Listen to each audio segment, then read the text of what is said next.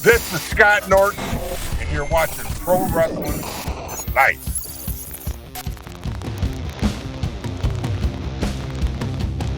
All right, welcome to another episode of Pro Wrestling for Life, everybody.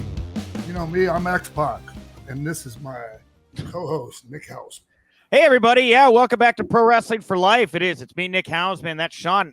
This is a very exciting week, Sean. Pro Wrestling was the number one thing on cable and network TV this past Friday. That's the first time that ever happens. This feels like a big kind of moment for pro wrestling that we're in at the moment. Yeah,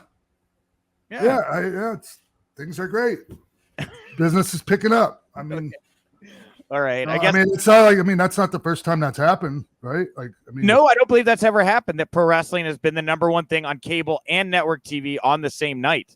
On the same night. Okay. Yeah, on the same night. Yeah. You know, this is a new record here that got set this past Friday night with AEW on, TNT and Fox with SmackDown. So, anyway. Yeah, but wrestling's not really in a boom or anything. Yeah, of course not, right? Why would anybody create that narrative? Thank you all so much for joining us this week. We got a huge show for you guys. Of course, in the house here today, a member of the NWO, a prolific arm wrestler, bear wrestler. That comes up in the interview later. Scott Norton in the house here today, talking to Sean and I. Love this interview. Really great just getting to catch up with Scott Norton, Sean. It's Scott Flash Norton, Nick. I almost called him Scott Flash Norton, but I didn't know how you'd feel about that, if you'd make fun of me or praise me. It sounds like I got Bam! Scott Flash Norton. Yeah, okay. Well, Scott's here. And then later on after I know it's Scott for we talk about it in the interview, and I talked about the interview in the conversation. Sure. I talked about it too when I had him on my other show, but man, I met him in 89. It was still 89. I was still 17 years old. Mm-hmm. And oh my God, man, it was just like this. It was just amazing, man. And then I had been around the industry for a long time, Nick. Yeah. All my life, since I was a little kid, and seen a lot of big dudes, a lot of impressive dudes. And I just had never seen anybody like that in my entire life. And he was clean shaven. He had this big, chubby cheek, baby face, red face. Like it was just, but he was just, oh my God, man. Was that cool for you? Like having that connection, getting to be part of the NWO with Scott, did that like make it even cooler for you to be able to walk around and act like a badass with Scott Norton? Oh, it just felt good because of the connection, because, I ended up being a North Minneapolis guy, Sure. And so like I lived in that neighborhood, and I was proud of it, we had a lot of the same friends. The best man at my wedding is one of Scott's best friends. Oh, okay, cool. Yeah, they went to wrestling camp together. So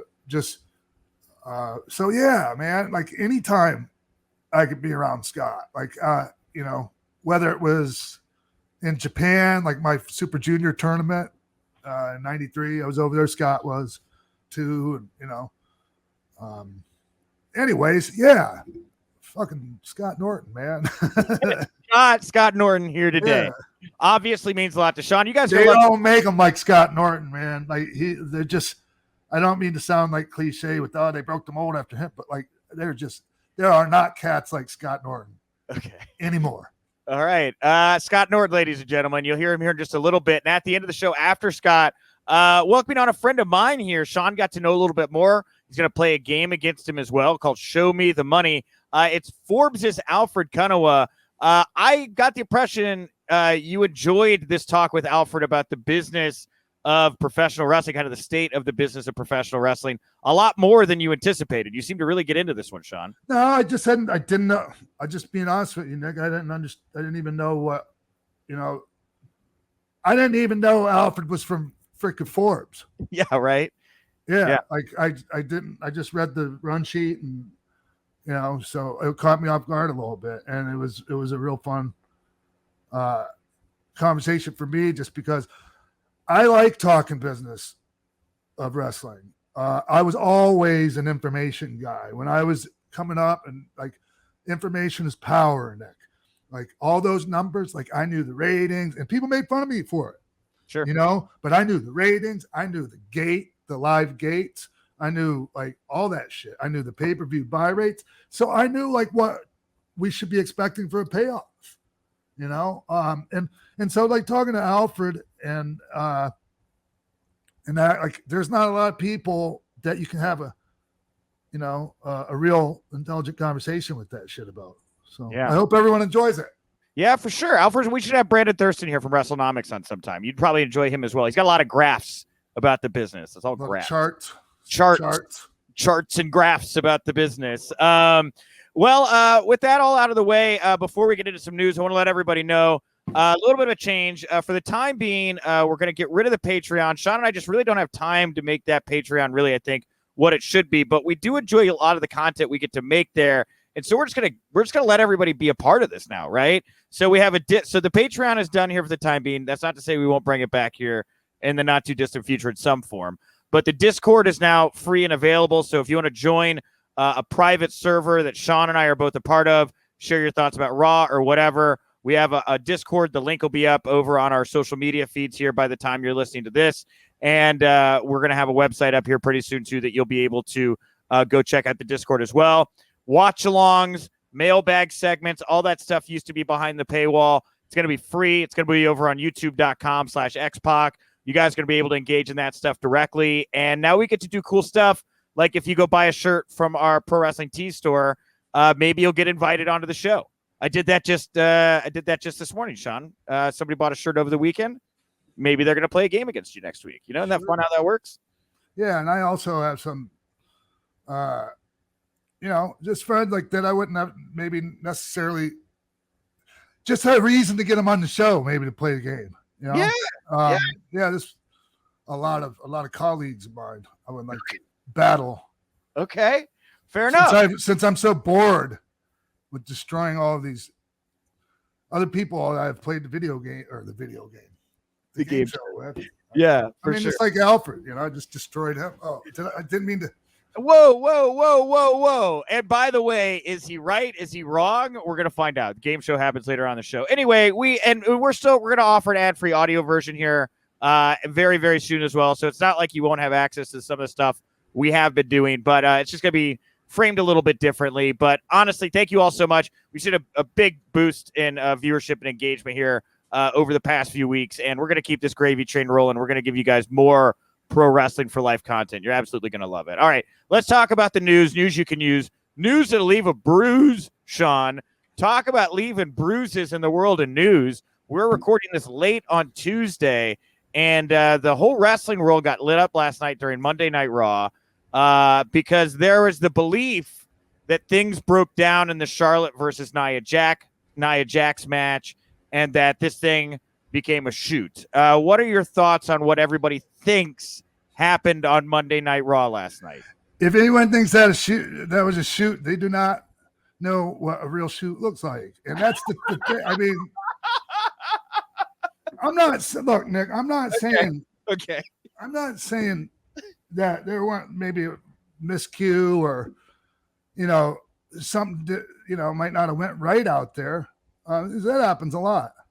Some people more than others, but to say that, this is a shoot and this and that, and the way she threw her down, she threw her down flat. Yeah, right. It's not like she dumped her on her head. Fuck out of here. I mean, there was it was aggressive. Yeah, it was aggressive, but I hate, man. If it was two guys out there, I don't think we'd be having this fucking conversation, Nick. Really? Really? You don't think about it? Because the thing about it for me is I'm with you, by the way. I think for a lot of reasons they had a reason to do something like this.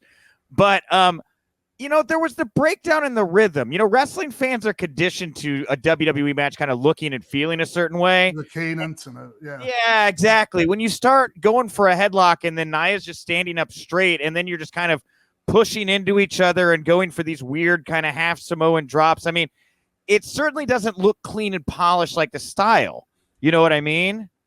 That doesn't mean it was a shoot, Nick. Okay, I'm not saying that. I'm not saying you are, but some people are, and some people are, it's just okay. I'm almost 1,000% sure everybody was just fine. coming out the other end of that. Okay, because Mick Foley tweeted out that he was like, WTF happened between Charlotte and Nia there. I don't know, maybe trying to play. I don't know. Mick seemed to think that it was weird what happened. So I didn't say it wasn't weird. Okay, so why would you do that if it is a work, right? And it wasn't a shoot. Why would you do something like this, Sean? What would create a buzz, Nick? Why are we talking about it right now? Because everybody seems to think right. Yeah, we're being fucking. It's like fucking Geppetto. I mean, and people don't like to be worked. People don't like to admit that they've been worked. Okay. Fucking some people just hate it. I personally love it. Sure. Anytime you can work me and fucking fool me, man, do it all day long. Dude, I had to watch the Nia Charlotte thing like 3-4 times because there are little bits where like Nia kind of dumps Charlotte in a way where it looks like she fell on her head, and then like, that stiff slap. Did she fall on her head? Not really. It was the top of her shoulder. Not really. She did. She fell on the top of her shoulders, right?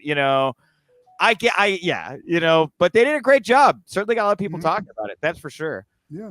We'll talk about people, workers, wrestlers at WWE. There's another story out there. Some people are gonna fucking take so much issue with that. Everything I just said, but what are you talking about? Fucking bring it. What are you talking about? Oh, because just how the nature of people these days. Well, no, people. Okay, all right.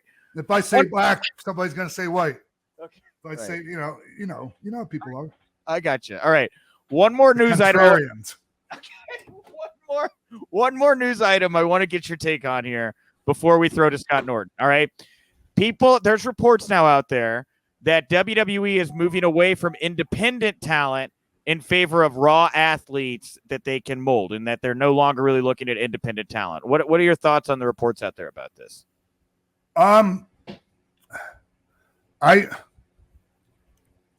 It's not altogether true. It's just they're not going to focus, Nick, on as much on independent talent. But bro, if you seriously think for 1 second that there's going to be somebody creating a huge buzz on the independent scene that they're not going to fucking be interested in, you're out of your mind.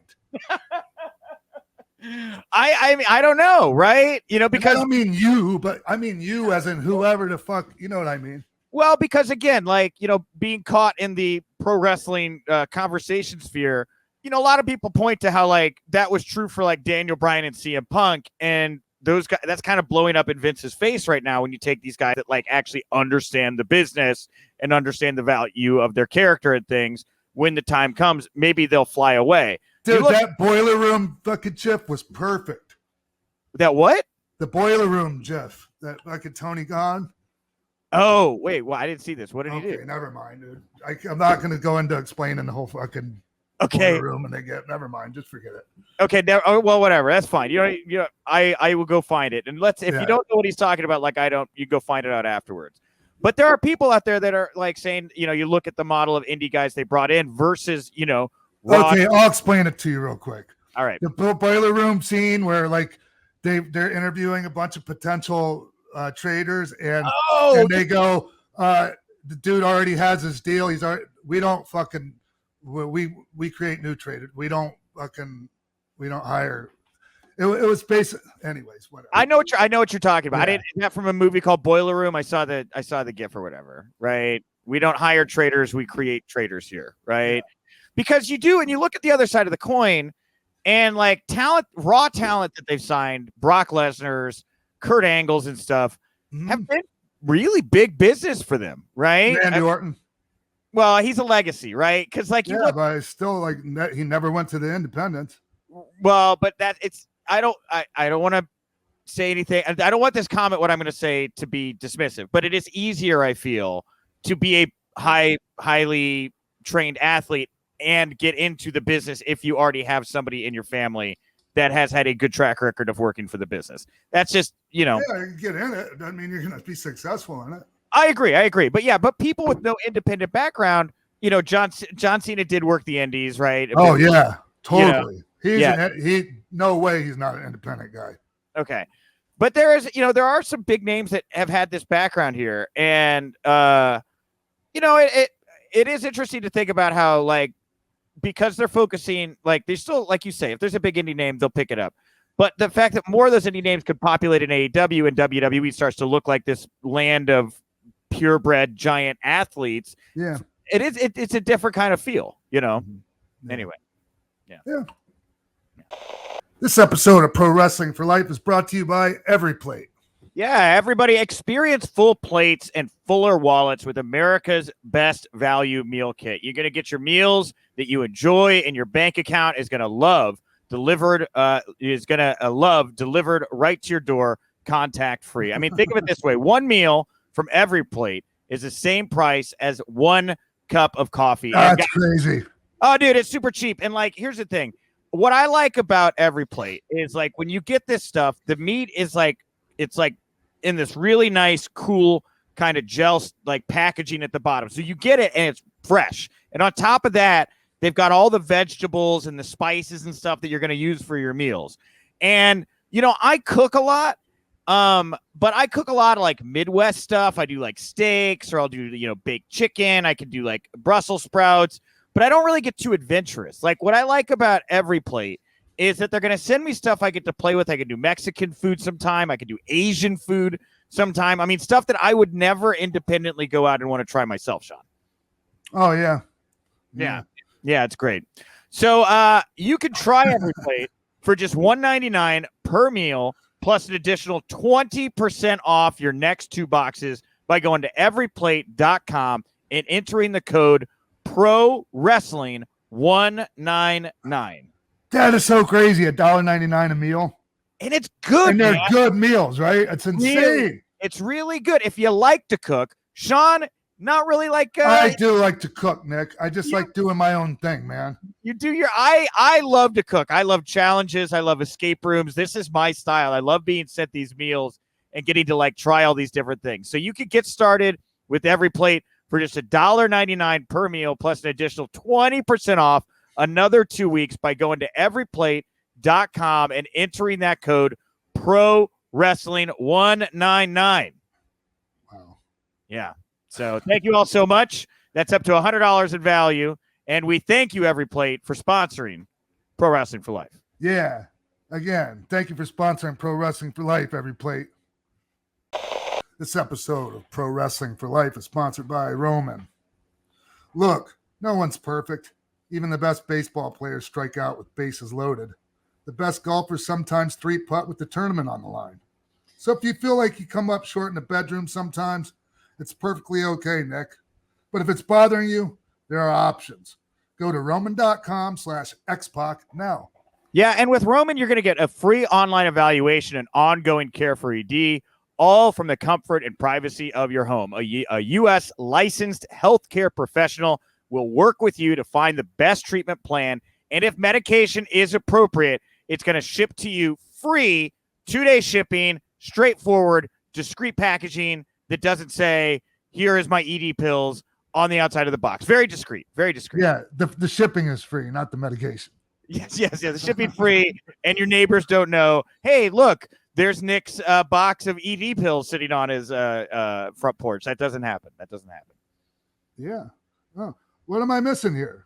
Well, you got to get started, and it's simple. You got to go to GetRoman.com/X-Pac and complete an online visit. You're going to take care of your ED without leaving home. Complete an online visit today to connect with a doctor and take care of it. And you get $15 off your first month. Did you already say that? Yeah, well, no, but it's worth repeating. You're going to get $15 off your first month if you go to GetRoman.com/X-Pac. And you can also get $15 off your first month, Nick. That's right, and it's worth repeating. You can get $15 off your first month if you go to GetRoman.com/X-Pac. It's GetRoman.com/X-Pac. And thank you, Roman, for sponsoring Pro Wrestling for Life.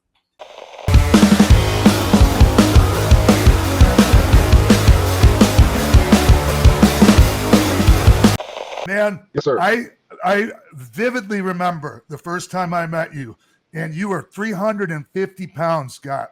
And It was just in awe, man. It was that, you remember that guy, Dale Gagner, the promoter, Dale Gagner in Minnesota?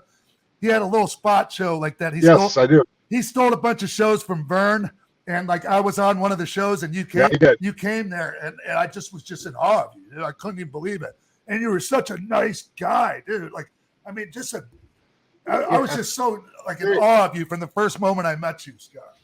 I'm marking out for Scott right now. we're jacked back then. That's when I was trying to be the world arm wrestling champion, and I mean, there wasn't a week went by, man. I wasn't repping 6+ on the bench and squatting, and I mean, I was a madman.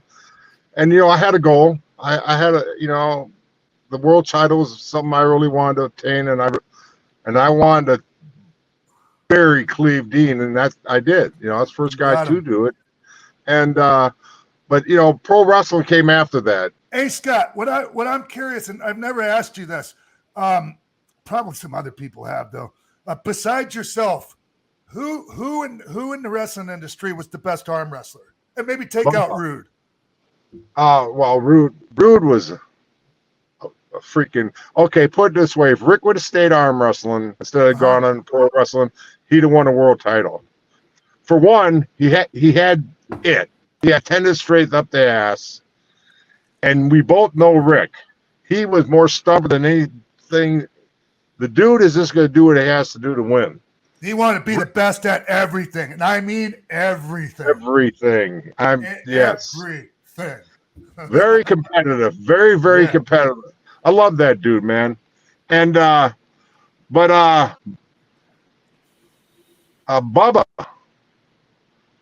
from God, why am I? You start getting older, you start forgetting shit. Bubba Ray, Bubba Dudley? Yes. Holy shit, really? That doesn't surprise me, but he's a big, strong dude. Oh, he's a freaking more than a big, strong dude. But yeah, he knows a guy named Dan Carr. Dan Carr was a generation before me. He was a sit-down world champion. Stud. Just somebody that I respect a great deal. And Dan trained Bubba. Yeah, Bubba was a badass, and he knows the sport.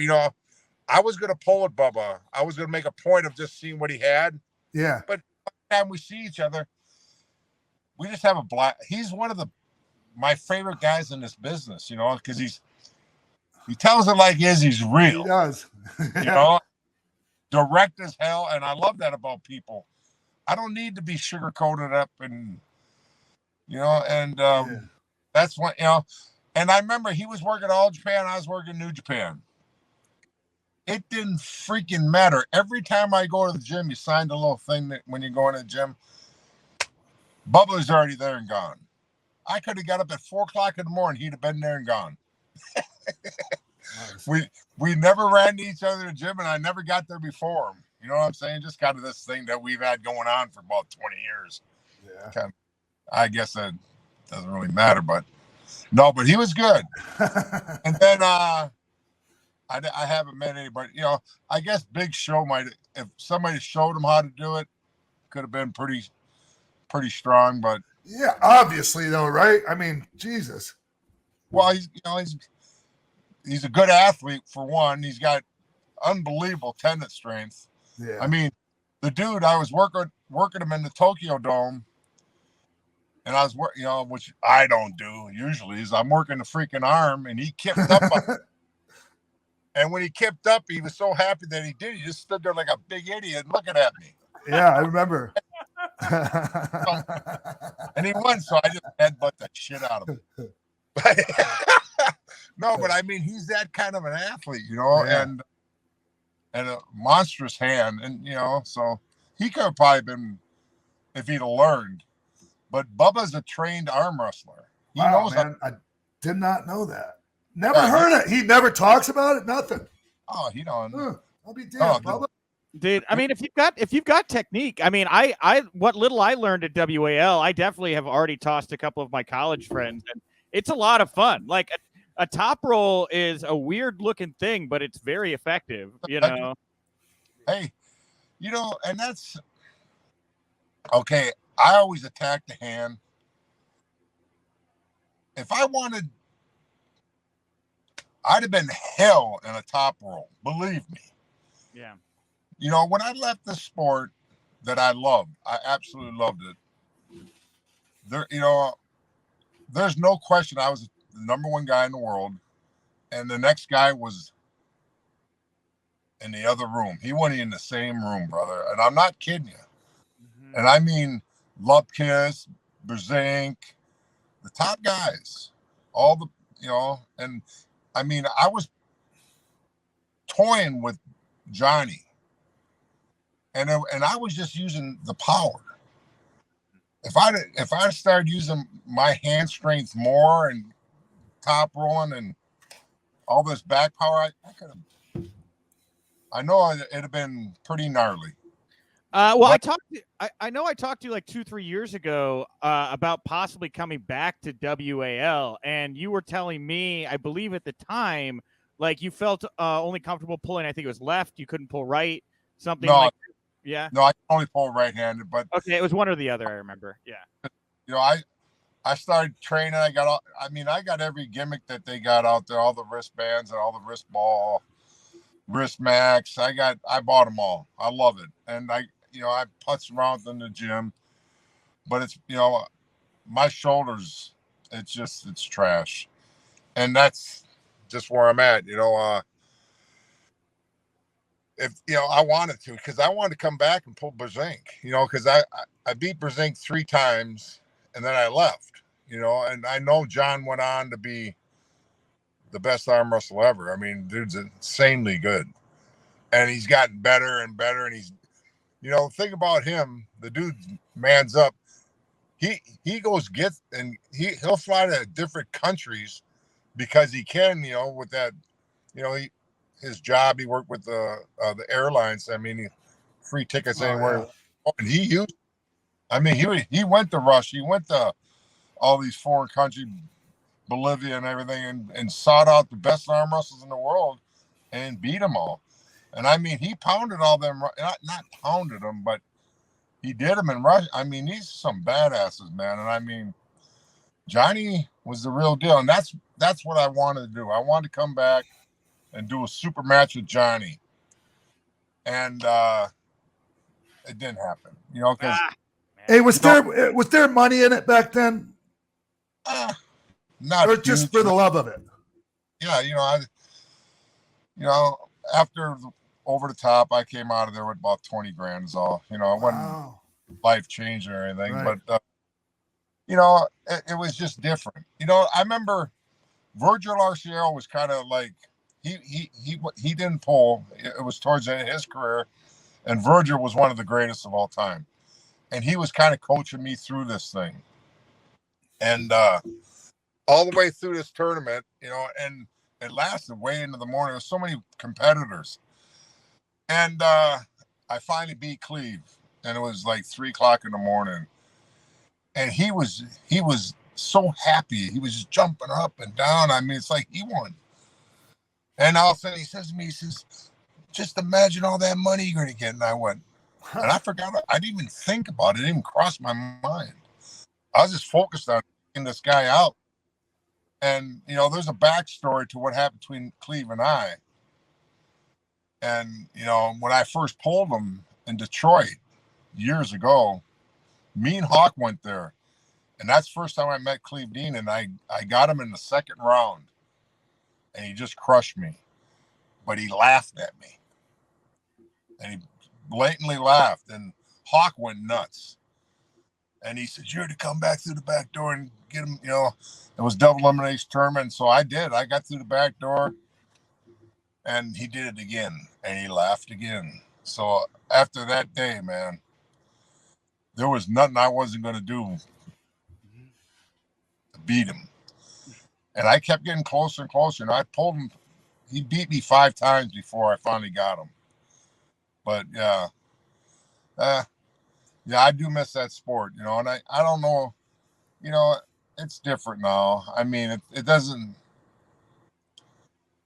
It's not like it was, you know, when we were rolling. But you know, and I'm sure everybody adjusts to it and everything. But I wish I I do wish I could have gotten healthy enough to give John a shot, because I know he just made a comeback against some Chase kid. I don't know, Chase something. Do you know what? Did you see that match? No, I didn't. Yeah, the kid. Then I found out the kid was a national amateur, and nobody like that's gonna mess with Brzenk. I mean, he's too good. Hey, Nick. Yes. Hey, have you ever heard about the time that Scott fought the bear? I have not. I have not heard. Its ass. The only person I ever heard of that beat the bear. But I tell you what, I had him going. So what happened? When were you fighting a bear? What was? Tell me this. Okay. Yeah. Back in Minneapolis, I'm at home. My phone call, and a couple buddies of mine says, "Hey Scott, man, we're going to the Minnesota Sports Show today. You want to come with us?" I says, "Hell yeah." I was into all that stuff. So anyways, we go there and we're going through all the exhibits and, checking out the fishing stuff and hunting stuff. And we're there for 4 or 5 hours. Finally, it's about 7:30 at night. And they want to go watch this big show they had. And I'm going, that part of it I really wasn't into. They says, "Come on, man, just do it." So as they talked me into it, and we're drinking beer throughout the day, eating, having a good time. So anyways, they come out with these these golden retrievers doing these crazy retrieving of ducks and all this stuff, and a fly fishermen and skeet shooter guys and all this. Then all of a sudden they bring this barrel called Victor the Bear. And they said there's three people in the audience that are signed up to wrestle Victor the Bear. And I turned to my buddy, I says, "There are 3 fucking idiots because this bear's So anyways, the lights went down. They introduced the first guy and they put spotlight on him. He jumps up, he's all happy and shit like that. And all of a sudden then they introduced the second guy and they put the spotlight on him in his seat. Then they introduced the third guy, and all I remember is I can't see nothing because the and my name's Scott Norton. And I remember looking at the 2 dudes. I says, "After I'm done with this fucking bear, I'm killing you, cocksucker." That's it. And the place is going nuts. So anyways, I go down there, and the thing about it is, we're 25 rows up, say. Every step I took, that bear just kept getting bigger. And I get in that ring, and I'm looking. I mean, this is looking up way past the giant, and I'm just going, "Oh, for God's sakes!" So I was the third guy to go, and back in Minneapolis, I had a reputation being a brawler and pretty tough guy and everything.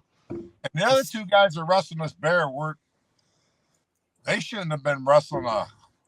They shouldn't have been there. So anyways, the first guy goes.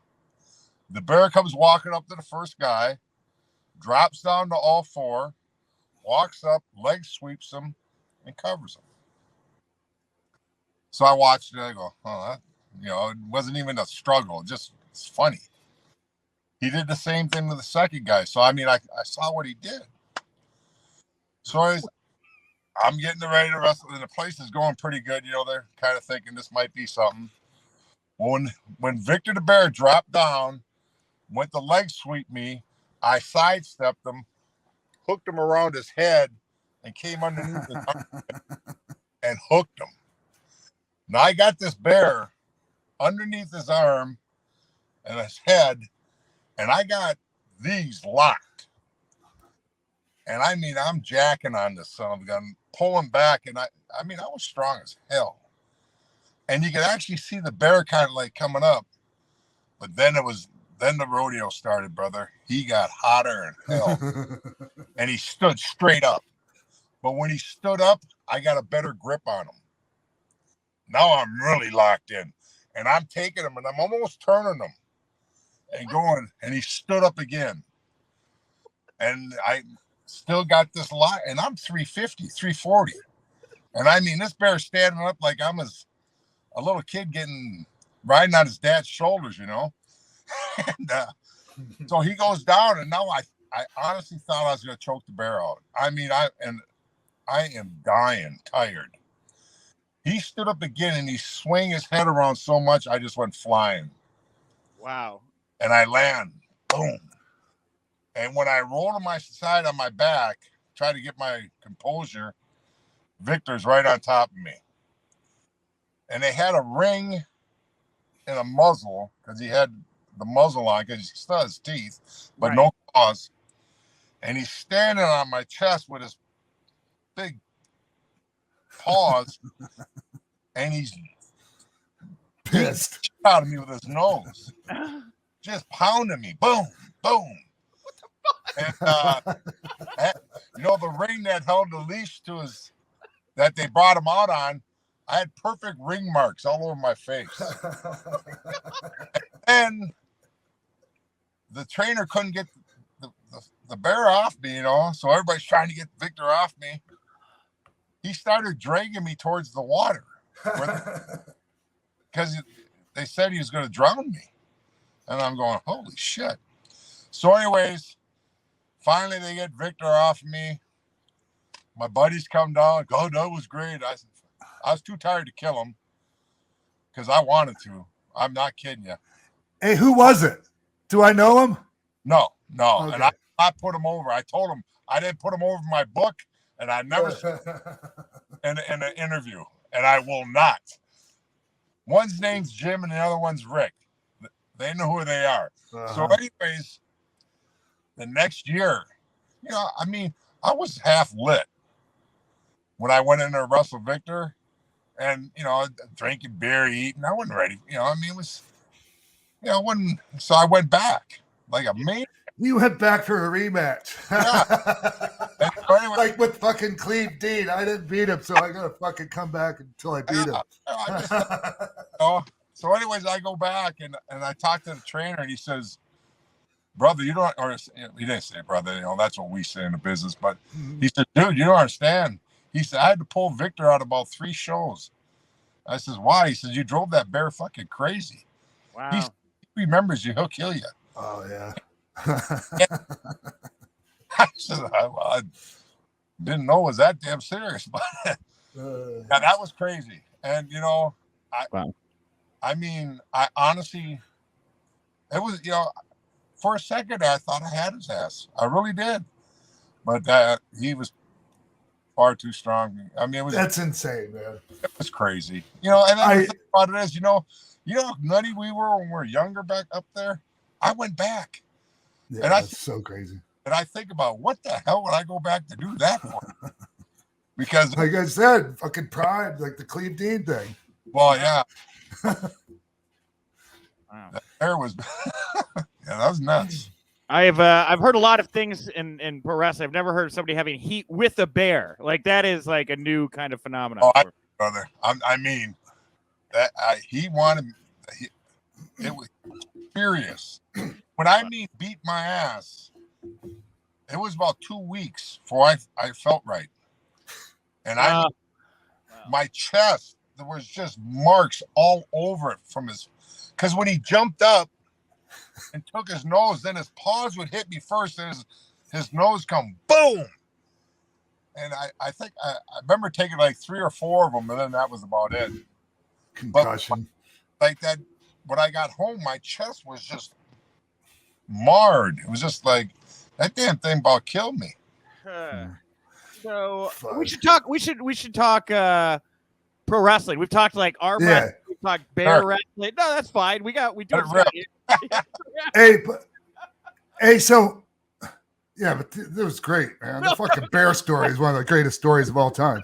Good. I don't give a fuck. That was amazing. That's fucking amazing. Hey, so Scott, like the reason I wanted to talk to you. Well, one of the reasons I always want to talk to you is just because, man, recently we lost Joe. And Joe's Road Warrior Animal, man. And last time I saw him was the last time I saw you, man. And it just, and it just made me think, man, like I actually reached out. I think I probably reached out to the wrong number. But just like after that happened, just to fucking man, we never know, man. Yeah. It just, I was with Joe, not, maybe a month earlier, and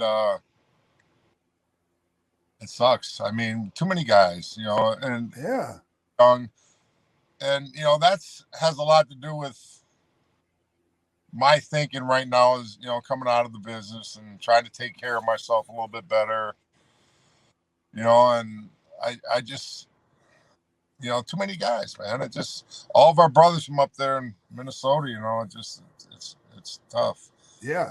Always a shock, because I was around Joe. He looked great. He was fine, happy, big laugh, always. Yeah, he was trimmed, like he was, like, he looked like he was in shape and just, and but I think he had some underlying heart issues that he made mention to me before. We spoke about it, and pretty recently too. And I didn't think that they were, that serious, because I remember we're in Vegas. It was he and I and Mark Henry, and that was the first time I got to meet Mark. And outstanding dude he is, man. Very cool. Yeah. Very, very cool. And we had a great weekend that weekend. And Bishop was there, and Sonny Ono and Samu. I mean, no, not Samu. Rikish? Ming, and just a great weekend. And and then all of a sudden, boom, and I haven't heard anything, what happened, or and I'm assuming it's underlying heart issue or something. But God dang it, man, it's just too much, and just got to take care of we got, this what needs to happen with us. We need to take care of ourselves and each other in this business, because all I see now is people, this shoot here, this guy complaining about this guy. Forget about that shit. That's our business. That's our work. That's confidential shit. You know what I'm saying? You agree? You understand what I'm talking about, Sean? Yep. And it just bothers me, because one thing that's been cool lately is I've been seeing Scott Hall on Facebook and Instagram, and he's talking about Kurt, how great it was with Kurt, and he's doing positive things, and I'm going, where the hell's that been? Exactly. We had jobs that were freaking awesome, and we had times together that were unmatched. Amazing, right? Yes. Like the best times anyone could ever have. We got to do what we loved.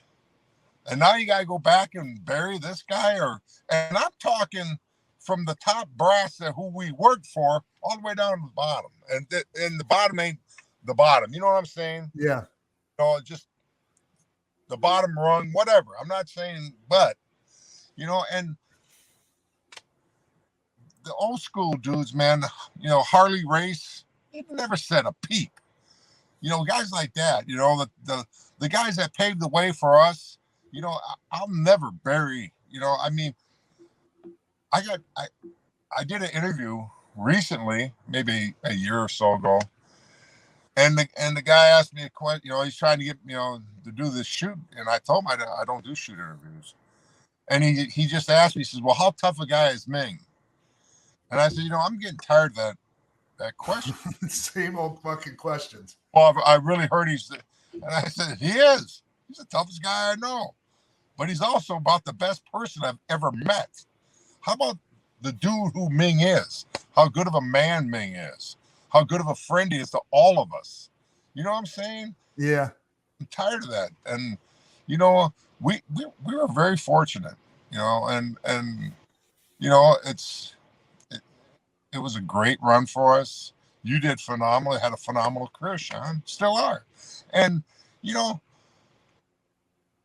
why put a bad light on yourself because you got to bitch about some other guy or something happened here or there? Shit, that's yesterday, man. Live for tomorrow. Just move forward. And there's a lot of guys that there's a cottage industry almost, Scott, in and the putting out the negativity. Like there's shows that like their main thing is they bury shit, and it's just and it works, man. They get numbers, fucking people listen, and it's sad. I don't do that, man, and I won't, man. I don't care how many more fucking viewers I can get. I don't like that fucking negative vibe. And the thing about it is, you got a conscience. You know, I mean, for God's sakes, you know, I did a couple shows. I'm not going to say the names of the shows, but I'll promise you that the 2 shows I'm talking about, 80% of it never happened. Yeah. And I'm just going, yeah, night, man. I mean, and it's just, you know, and it's you know, they're based on the negativity. I know you know what I'm talking about. I do know what you're talking about. Like I didn't want to go into all that. Like that was one of the things I told Nick. I said, look, man, like we don't want to bring any of that. If Scott wants to talk about anything, he can bring it up. Yeah, but you know, and the thing about it is, I'm not going to put anybody over that line. You know, I'm not going to share any kind of. I'm not going to put any light on them, but you know, and it's wrong. And you know, but again, you got people willing to broadcast things that don't care how they hurt people or what kind of story they tell. They don't care if it's true. They just want to be the first one to get it out there. And just for their simple fact, they want ratings. And and it's my fault for doing the second one where I didn't think that what would happen happened because it turned, but the guys, we need to take care of each other better, and I'm not saying that we don't, because the guys do, man. I mean, I got friends in this business that are lifelong friends that I do anything for. But there's certain people that are just, I don't understand it. I just don't, they're not getting any. It's a sad way to be, man. Like, honestly, like if people are always in that state of mind, man, that's no way to live, man. No. And, I mean, yeah, I agree completely. You should be grateful for what you had, what you did, what you got to do for a living. And you just think, I think of some of the times that me and Tammy had in Japan, what that office did for us. I mean, they brought my wife to Japan 15 different times. They'd hand me a first-class ticket. Bring Tammy back. I said, God. Tammy been to Japan more times than I have. 25 tours. But, I wanted to make sure I was okay with my, and the times we had over there, I mean, the friendships I have, that's cherished.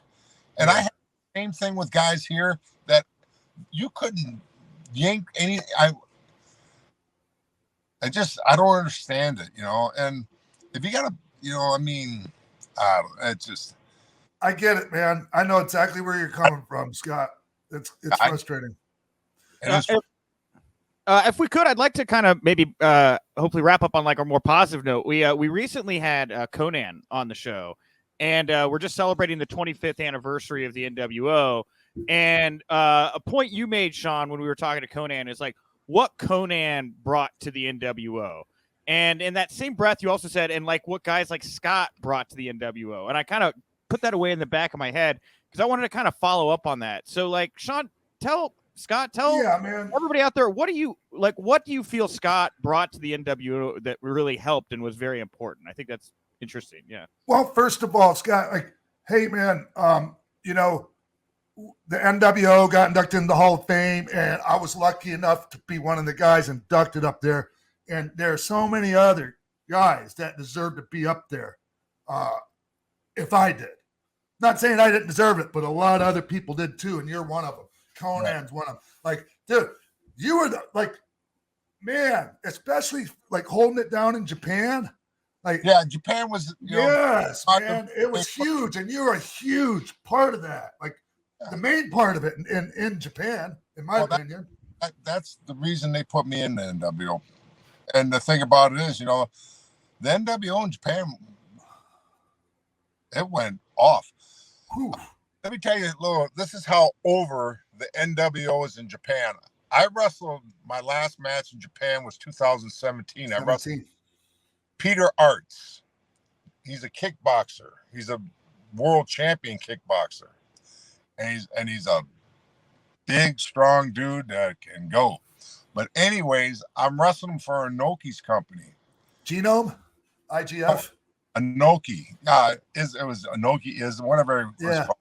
I can't remember. But anyways, Sean was sold out 12,500. They cut the stadium down a little bit because they didn't think they could sell the whole thing out. But anyways, when I came out for the main event, the Wrestlers Cat, I look out there. When I got in the ring, there was at least 500 people wearing black and white NWO shirts in 2017. I couldn't believe it. There was, I mean, it was just still, man, they're all throwing it up there. It's too sweet. It's not, and that's 20 years almost after the fact. You know what I'm saying? Yeah. Mm-hmm.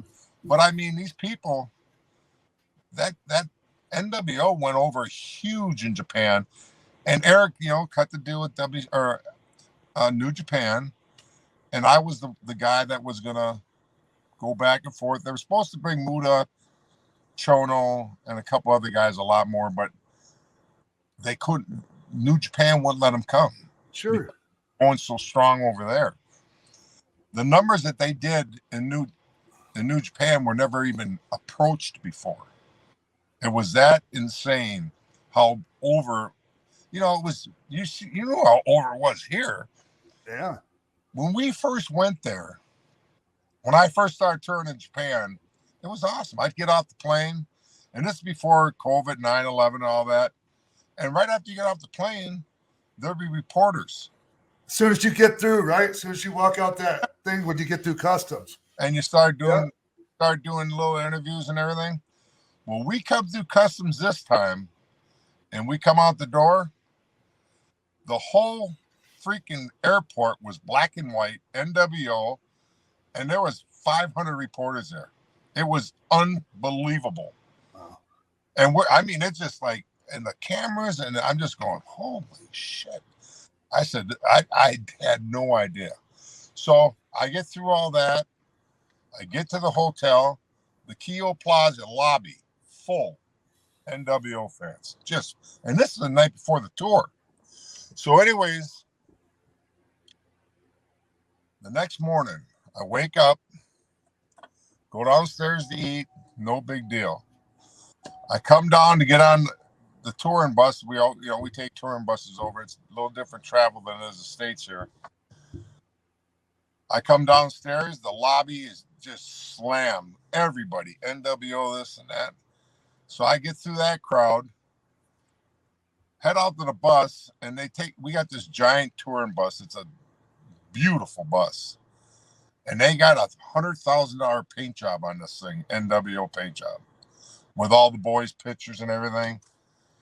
And from that moment on, man, they did more merch and more shows were sold out. It was unbelievable. Never stopped. Never. Yeah. So, yeah, I was in Japan.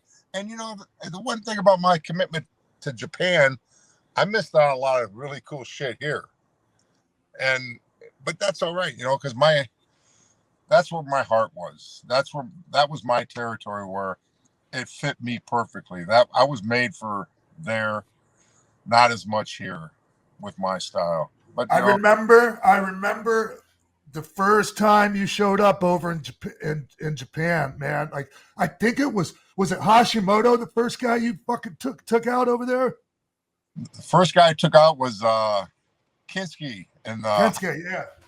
No, it was a 6-man tag. It was me, Bad News Brown, and Brad Reagans in a 6-man. The tag team champions and Ricky Choshu.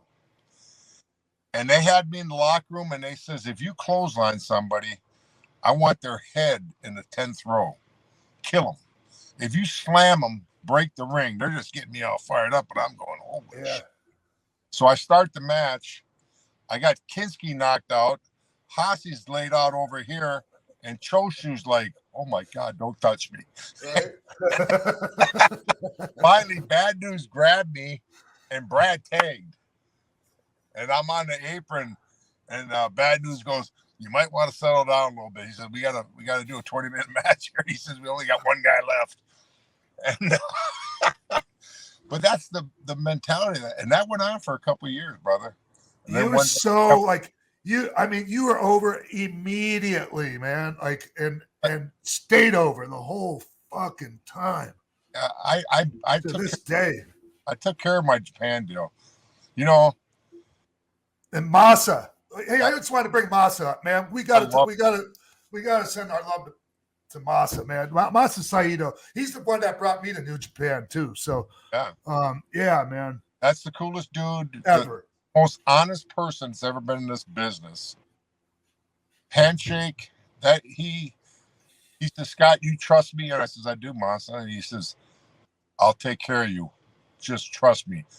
Decisions going to be made. I'll take care of it.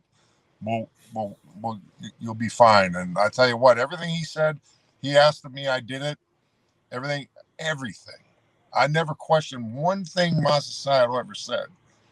And yeah, that guy there, man, he made a commitment to me, and he turned my life around. I mean, he gave me something that, and that's why, you know, I started wrestling late.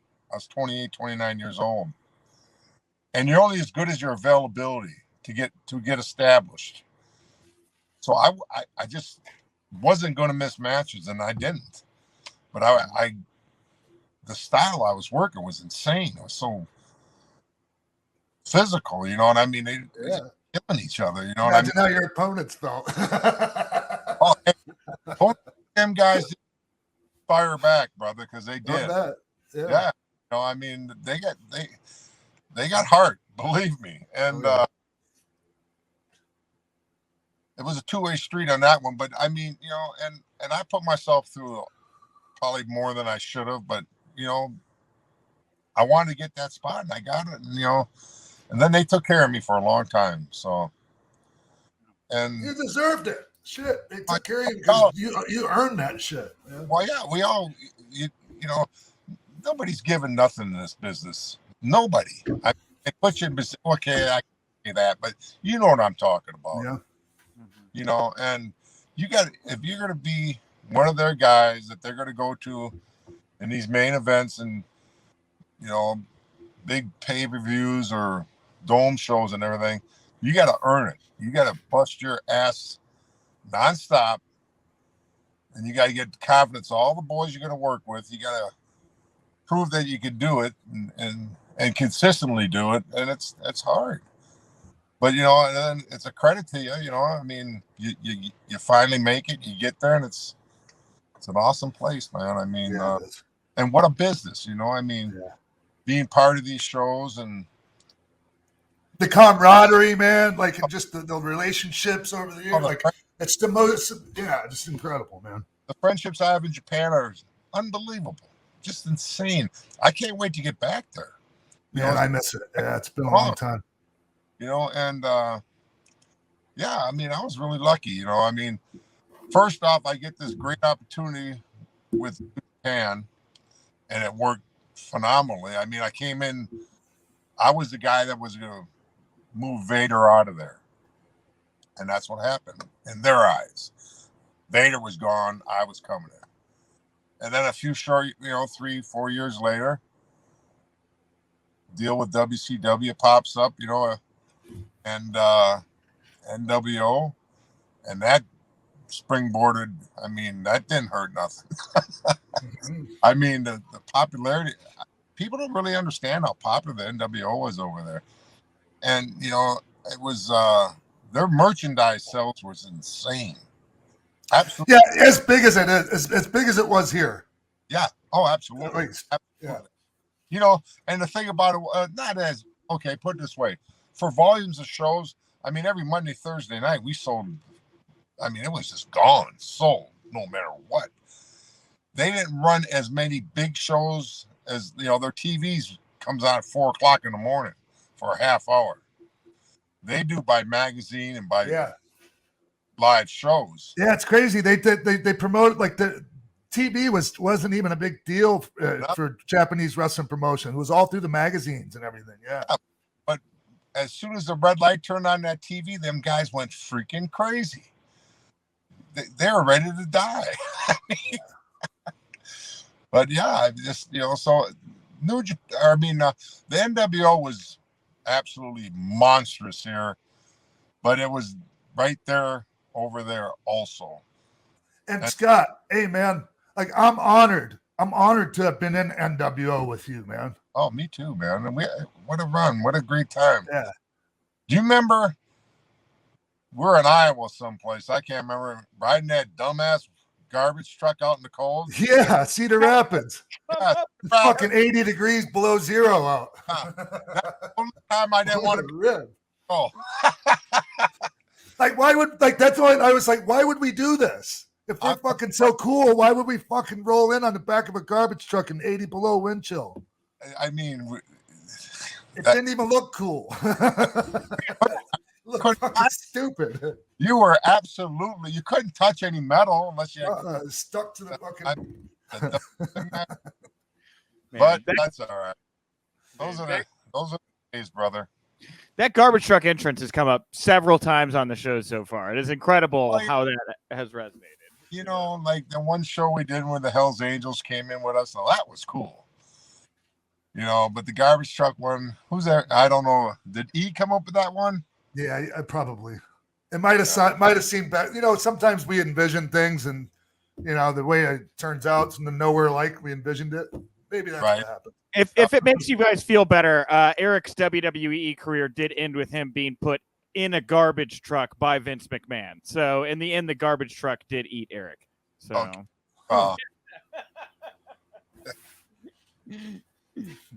Well, okay, go on. No, I was just gonna say, I just want to thank you, man, for giving us your time today, Scott. I just really wanted to catch up with you, and especially like I was saying, after Joe passed, it was just something I really wanted to do, man, just to talk to you. Don, that losing guys is a hard thing in this business, but I was so when Nick got in touch with me, I said, man, there's guys that have never let me down in this business, and you're one of them. You've always been straight with me. You've always been so respectful. I'm a little bit, pretty much older, quite a bit older than you are, and I'm proud as hell of what you've done in your and where you've come and what you ended up being as an individual, professional wrestler, the whole package. You're a great guy. And this is important to me that, anytime I can stay in touch with, especially we can tell our stories to the people, and, this is cool. Yeah, man. I always really looked up to you, Scott. Like, I hope you know that, man. Yeah. And you've always treated me that way too. And you've always been so respectful and such, and it's really cool, I've always tried to treat the guys right and be cool, and it's not hard, and it's really a guy like yourself. And I don't know anybody that has a bad word to say about Scott Norton. I don't. I mean, maybe there are people out there, but I personally don't, Scott. That's cool. And if they did say something bad, I'd have a fucking problem with them. Yeah, well, yeah. Right. There got to be a couple. Well, sure, but I remember I was in the locker room one time, and two guys walked in, and we're in upper someplace in Connecticut or something, and they're reading on who they're wrestling. They were wrestling me in Ice Train. The guy goes, "I ain't wrestling," and he left. He ain't a fan of mine.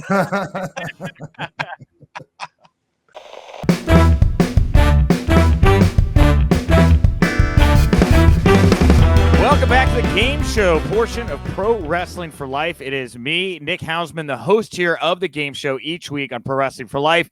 And this week, we got a slam banger lined up for you. First, coming to the show every week goes head-to-head with one of the greatest minds in the business, or fans, whatever, anybody we want to put him up against. It's two-time Hall of Famer, WWE Hall of Famer, Sean X-Pac Waltman. Sean, welcome back to the game show. What's up, Nick? What do you have for me today? Well, Sean, there's been so much talk about the business of the business here recently. I wanted to bring on somebody we could maybe pick their brain a little bit about, and then we could play a game maybe about the business. And for that today, we welcome to the show Forbes' Alfred Konuwa. Forbes' Alfred Konuwa. Alfred, welcome to the Pro Wrestling for Life podcast here today. Hello, good to be here. It's an honor to be in your presence, Sean Waltman, two-time Hall of Famer. So it's great to be here. Very excited. What's up, Alfred Konuwa? How are you, man? Thank you. Good, how you doing? Hey, man. Before when did Forbes start covering wrestling regularly? Oh, I want to say around 2015, 2014. They decided, they kind of took the Bleacher Report model because I was at Bleacher Report, and then my editor kind of got whisked away to go to Forbes and kind of create a similar thing to where they cover sports. So they started a sports money imprint, and part of that was wrestling because they would see how popular it was, how underserved the wrestling audience is, and it was really ended up being a great pairing because the business of wrestling to a lot of fans is just as important as what goes on in the ring. It's interesting though because you say back in 2015 and the industry hadn't really started buzzing again yet, right? Like this current thing that's going on, this boom. Some people don't want to call it a boom because it's not the same boom as previous booms, but it's a boom nonetheless. But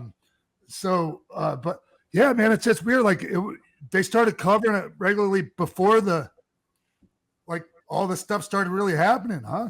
Absolutely, yeah. And the first major shift was around the time the WWE Network was starting. Yeah. So that was the first major change in the way WWE does business to where they were going away from pay-per-view, which was their bread and butter once upon a time. And so that became the big business thing is WWE Network. And then, of course, now we're in this era where it's all about television content. So they're not even doing the live events as much. It's all about making money through TV deals and whatnot. So very interesting times over the past few years. And to your point, very much so. The business has changed. There hadn't been as much booms in terms of mid-2000s, mid-2010s. Yeah. And then now it's definitely changed in terms of the money that's coming into wrestling.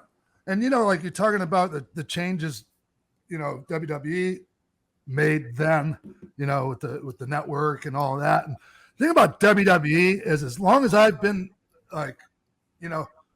connected with them since 1993, they've been amazing at being able to change and contract and expand and survive whatever comes their way, before they went public. So right. And then during the IPO and all that, that changed everything. And I guess is that what really put them on Forbes' radar? I think Forbes is always. I think what really put them on the radar is the amount that the audience consumes. I think they were pleasantly surprised at the metrics in terms of how loyal the wrestling audience is.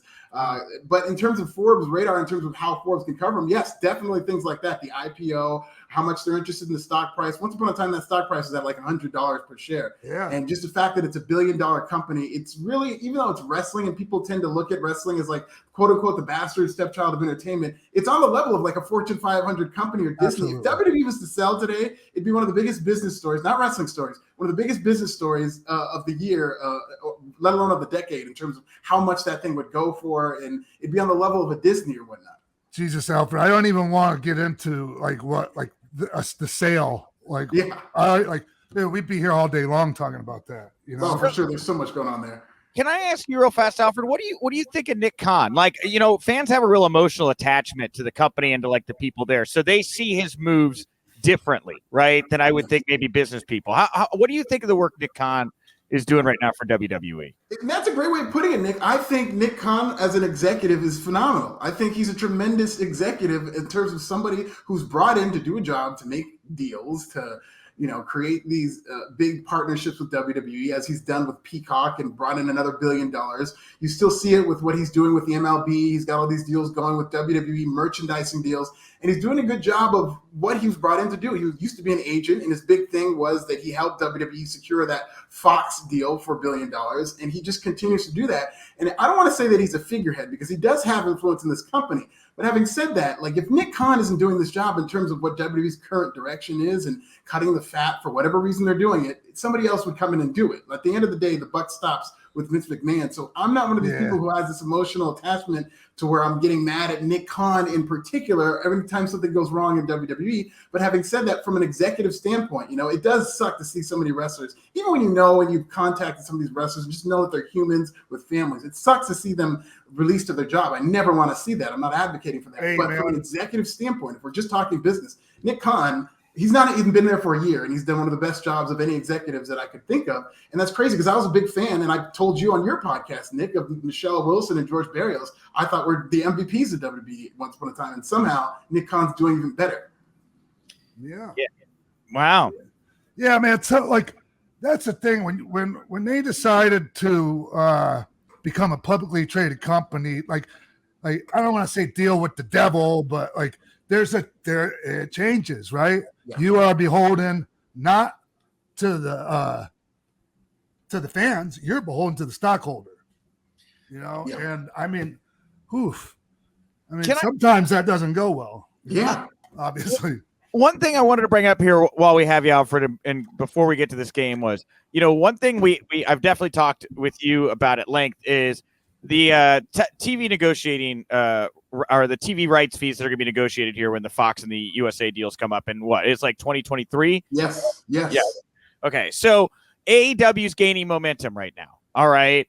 There seems to be more interest in just pro wrestling in general, right? This past Friday night on cable, wrestling was number one, and on network with SmackDown was number one, right? Does all of this competition, does the momentum of AEW, does it help WWE when it comes to negotiating these TV rights or hurt them, you think, when 2023 comes around? I think it's definitely, I think it's going to help them. In terms of having competition, the only way it would hurt is if one of these people who are bidding on them, whether it's an NBC Universal or Fox or whatnot, sees AEW and decides, well, they're doing a great job of 18 and 49. We can get them for pennies on the dollar or whatnot. But I don't necessarily think that would hurt WWE because for a lot of people bidding on WWE, it's WWE or bust in terms of the amount of content. That's what the thing about AEW is. AEW doesn't have that library that WWE has to monetize all that content. So when it comes to 2023, I expect WWE to come up huge, and that's when all the cards are going to start putting on the table, because we're hearing a lot of evasive talk from WWE. If you ask them about a sale, like we were saying, we're open for business, but we don't know. But I think at the very least, NBC Universal will make an offer by then, because it only makes financial sense to do that if they already have most WWE programming under their umbrella. So if Fox is on the outside looking in and they decide they want to still be in the wrestling business, that could be an interesting thing of them trying to compete with Turner to get AEW. So I think it would be best for AEW in terms of having a bargaining war, but I don't think it'll affect WWE as much. What do you think, Alfred? What does your gut tell you? Are they getting ready for a sale? Yes, my gut tells me that at the very least there will be an offer. It only makes sense. They're raising the stock price as soon as Nick Khan said, "Hey, we're on the market." Like the stock went up $1 and change or something. Yeah. Anytime that's talked up, that's very, very common. And I could just absolutely see, just in terms of business sense, you're going to save if you're NBC Universal. Do you want to keep doing these leases for $2-3 billion at a time, and then over a course of 10 years, now you've spent $30 million or whatnot? Or do you want to just offer $8 billion, $10 billion now, and then over long haul you're saving billions of dollars? Yeah, I have to think Vince and the fam would stay attached, kind of like Dana White with the UFC deal. I just can't imagine Vince taking $10 billion and doing anything else. I don't know what he would do with that money. It's crazy to think. I don't think that it's. I don't think that it's as. Okay, so there used to be a viewpoint of the number one WWE's number one asset is Vince McMahon. Right. That used to be I think it's still the case, but maybe not as much. I don't know. I would say WWE's number one asset in terms of marketing is, to your point, Sean, is really WWE, the brand. The brand. And so, in some ways it's Vince McMahon because he's a public-facing guy. And that's what's so scary about if, God forbid, he's hopefully going to live forever because he's got great genes. But if he goes somewhere and he's not here anymore, there's going to be a lot of concern in terms of that stock price going down of who's going to run that company. Right now, the answer would be a combination of Nick Khan and Triple H or whatnot. But there isn't that public-facing heir apparent to Vince McMahon to Wall Street. in terms of them knowing who's going to run that company. But WWE, one of the big shifts that they've made in their business is, you know this better than anybody, Sean, is wrestling used to be built on the star. It's Hulk Hogan. It's the biggest star who draws. And when he's hurt, the business isn't as good. Or when he's gone, when he's off TV, business isn't as good. It's really not like that with WWE anymore. They've built their brand, and it's not built around any one person. It's about television and marketing and how this brand and how strong it is. That's why Wrestlemania is able to sell out before any matches are even announced, because the brand is so strong. Then that's what they use to market these TV deals. Yeah, I think it's still important to build stars. I just don't think it's ever going to be that one guy again or that one woman, right? Because there's so many people with such a variety of tastes and, you know, likes and dislikes. It's just, I just think, you know, like, you have to focus on one guy, like we've done in the past. I mean, I get it, man. I get it. I really do. But it's still like, and like the thing that I hear people say, it's not like, oh, they're not going to build any more stars. It's still important to build stars. Yes. I just don't think that they're not trying to build stars. Like maybe they just don't put all their eggs in one you know. Or how you want to put it, but you know, that's true. That's what I get the feeling is that they're not going to go all the way with somebody like you're seeing it now with Damian Priest and that exactly. That was exactly what I was going to say. Exactly. Once upon a time, Drew McIntyre was invincible. They won a year without beating the guy, and he was built into a top star. Now you're seeing them pull back with Drew McIntyre, and that's benefiting Damian Priest, who I think is on that same run right now. But Damian Priest isn't going to be the guy. He's just going to be the next guy who's one of the top guys, and he's going to have a Universal or a WWE Championship. Yes, I think. Soon. Yeah. I pick him. I mean, if this may be too late, but maybe he'll win the Royal Rumble. I think he's got to be the favorite in terms of the Royal Rumble's only a few months away. He's got to be the favorite. Yeah. All right. Happy for him. I feel like a proud papa. All right. Well, any final business questions or comments you want for Alfred before we launch into this game, Sean? No, man. I appreciate you taking the time today, Alfred. It was a very enlightening conversation. I think, you know, it's a little bit different, you know, hitting on different things than our viewers and listeners are used to. And I think it's going to be really interesting for them. Yeah, absolutely. Thank you. And it's an honor to be here. I love this show. We should bring back Alfred every so often. Maybe after the quarterly calls, we'll bring him on here. Hey, by the way, Alfred, are you out here in LA? Yeah, I am. Out here in Inglewood, California. Oh, okay. I'm right over here in Eagle Rock. Oh, awesome. I know where that is. It's great. Next to Pat. Right down the street from the Rose Bowl. Oh, that's awesome, man. That's a beautiful place. Okay. Yeah. All right. Well, you guys could go get some tea or whatever. Oh, yeah. Here, you know, enjoy yourself. Little nice hot tea. Okay. Well, we got the game here today. Since you are our financial expert here, Alfred, today's game is called Show Me the Money. All right. Now, I have a series of questions here that are based off of money somehow involved in WWE. All right. So these are all money-related pro wrestling questions. All but one of them is going to be multiple choice. To decide who goes first here today, the first person who could show me some kind of currency is going to get to go first. If anybody has any currency around, Alfred's going to Sean is up. He is up. What was that? I'll make it rain over here. Sean, what was that? Is a $1? $1 bill. $1 bill. Okay. Well, Sean, you get to go first here. First question. During an infamous $1 Million Man segment. Wait, hold on. Tell me the rules again. So you just got to answer the question. That's it. I'm going to give you a multiple choice. Oh, I don't got. So there's no suck it or too sweet or like that. Just a basic answer. It's a basic game. Right. This isn't some. I'm not going to be judging. I had an idea for a judgment-based game this week, but I thought this was more fun. Anyway, so this is all money-based questions. So your first question here, Sean. During an infamous $1 Million Man segment, he offered to pay a boy to bounce a basketball 15 times. How much did he say he was going to pay the boy if the boy was successful? Was it $100, $500, or $1,000? $1,000. I'm sorry, it's $500, Sean. It was $500 that he offered. I think you're wrong about that. I went online and I looked. Fact check. All right. Well, I went online, I looked it up, and it said $500, and that's what we're going with. You're wrong. Yeah. So, like, I mean, do you know who the kid was? Wasn't it Rob Van Dam? No, he grew up to be it was Slick. It was Slick's son. Oh, was it Slick's son? Oh, okay. Talking about the basketballs? I think Rob may have done a different segment or something like that. Yeah, not Rob. Maybe it was some other kid. Rob was the one with the toe in his mouth. I think he had to suck Ted DiBiase's toe. think that might be right. You're shitting me. Yeah. Oh, okay, now I remember something about that. Yeah. Okay. All right. Great walk down memory lane. Phillips. Okay. Okay. Alfred. I don't know that we might cut the Mel Phillips joke. I don't know.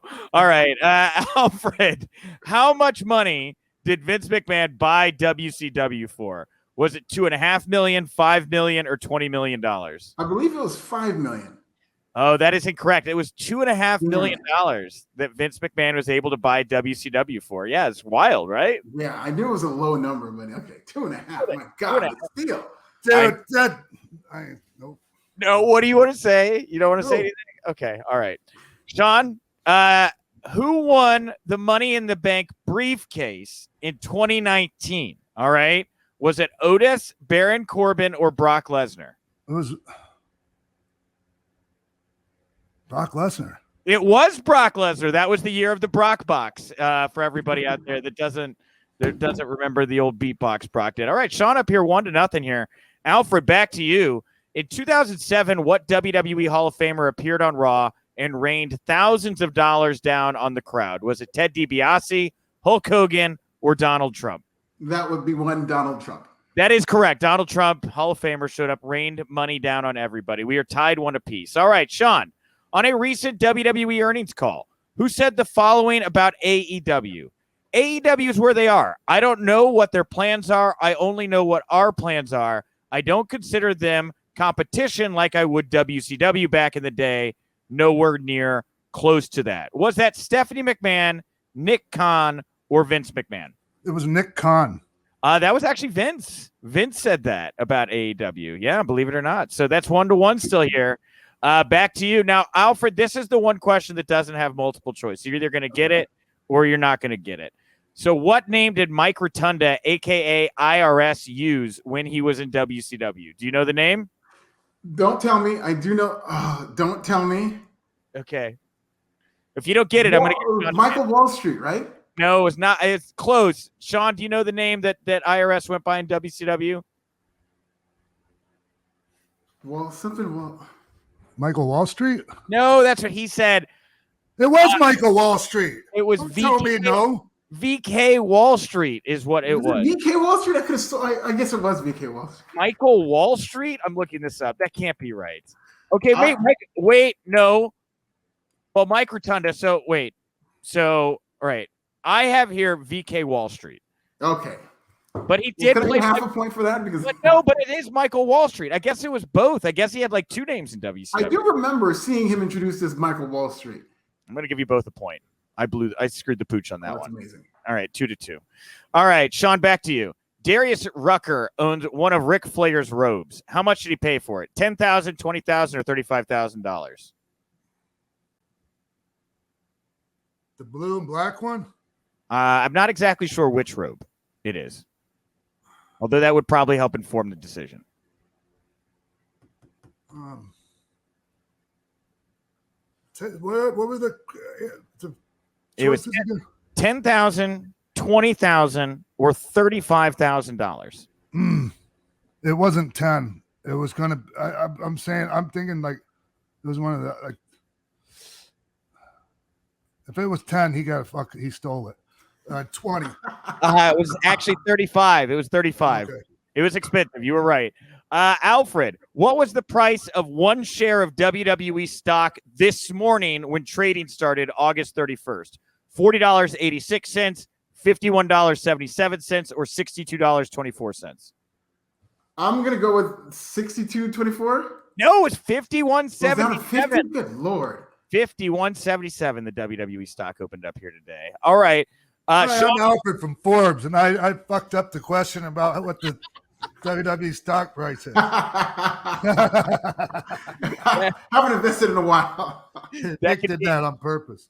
That can be your new ringtone. All right, Sean, to you. How much money did Andre the Giant win when he beat Big John Studd in his Body Slam challenge at the first WrestleMania? Was it $5,000, $10,000, or $15,000? This one I checked several times. I know this one's correct. It was like 10,000. It was $15,000. It was $15,000. All right, Alfred. At which SummerSlam did Virgil, the king of meat sauce, beat Ted DiBiase for the $1 million title? Was it SummerSlam 91, 92, or 89? 92. It was 91. It was 91. All right, Sean. How much is the $1 million championship estimated to be worth? $100,000, $500,000, or $1 million? What? How much is the $1 million championship that Ted DiBiase had? How much is it estimated to be worth? Is it for real? Yeah, who's doing the estimating? I don't know. I just looked this up. None of the fucking above. Okay, no. Really wrong? No. Yeah, dude. It's got one little tiny diamond in the back of it, so they can say there's a real diamond in it. Get the fuck out of here. How much is the $1 million belt worth? $1 million? It's I read it was okay. Okay, actually I just looked. Whatever you read is bullshit. No, I found the actual one. I just double checked this here. I have the actual number here. I'm gonna give you both a chance to guess how much the $1 million championship is worth. Whoever's closest is gonna win because you're both tied 2 apiece. So this actually turned out to be a good final question because I did fuck up. I did fuck it up. Can I hear the multiple choice answers? No, it's neither of those three. It's neither of those three. Sean, how much do you think the $1 million championship is valued at? What do you think the price is? I'm going to say 5,000. It's not exactly, but I'm just going to go at 5,000 because it might be a little bit more than that. All right, Alfred, how much do you think that it is worth? The original, I'm going to go with around 25,000. Yeah, Alfred's actually close, and this is from WWE.com, so take it for what it's worth. But the original title is estimated in 1988 to have been $40,000 is what the actual title is worth. So, $40,000. So Alfred, it was a winding path. A little Andy Dufresne. I had to crawl through some shit to get here on the other side, but I feel clean now. Alfred, you are the winner here. You've beat Sean Waltman in a wacky game of Show Me the Money. But more importantly, really enjoyed the conversation with you about the business, man. You're a really smart guy. You do a great job covering it. You get a lot of good access to, man. You talk to players in the business. You want to put over here real quick a couple people that you've talked to recently, maybe some interviews people can go check out with you? Sure. Yeah, I mean, I've interviewed Nick Khan. I'm very proud of that interview. Go listen to my interview with Nick Khan. I was at SummerSlam, so I got to talk to a bunch of people. Drew McIntyre. I talked to Nikki Ash. You know, it's funny. I talked to Ted DiBiase. We were talking about that segment with the kid with basketball, and I still would have gotten that question wrong because I thought it was $100. But I talked to a lot of different people. Just go on Forbes and look at some of the interviews that I've done in recent, especially in the last week. Cool. Alfred, do you check out live wrestling shows in the Los Angeles area? Are you kidding me? I was at GCW a couple weeks ago. You didn't see me over there? Yeah. The New Japan show was here in LA. I checked that out. It's great. Yeah. Did you see Sean at the GCW show or no? I didn't see him like in person. Like I didn't be with him. But you didn't have a match or anything, did you? Oh no. No. Yeah, I got in after the first match, but I did not see Sean there. But I got there. I was just there to visit, and I did I sat in on some play-by-play. I was the color analyst. Oh, yeah. Maybe I'll see you around. Maybe I'll see you around here, Alfred. Maybe I'll see you around here. Definitely. Cool. I appreciate you coming on, man. All right, thanks for having me, you guys. It's a lot of fun. No problem. Thank you, Alfred. We'll talk to you soon. All right, everyone. That's it for this episode of Pro Wrestling for Life. I want to thank Alfred Konuwa. I want to thank Scott Flash Norton for taking so much time to catch up with me today. Well, actually, whenever we recorded it. Yeah. But I just want to thank everyone that takes the time to either come on the show or takes the time to watch or listen. Yeah. Who am I forgetting? No, you got everything. Thank you all so much. Like I said at the top of the show, we got a couple changes coming around. You're going to get more content. You're going to get more access. We're going to engage you guys more directly in the open. I'm very excited about it. So we'll have some more updates here as the show goes along or shows go along. But that's it, man. I'm at Nick_Hausman. And if you're in Chicago this week, I'll be at Dynamite, Rampage, and All Out, all at the Now Center, I think it's called, the Sears Center. So come say hi to me if you see me. So that's it. Bye. See you guys. Bye, everybody.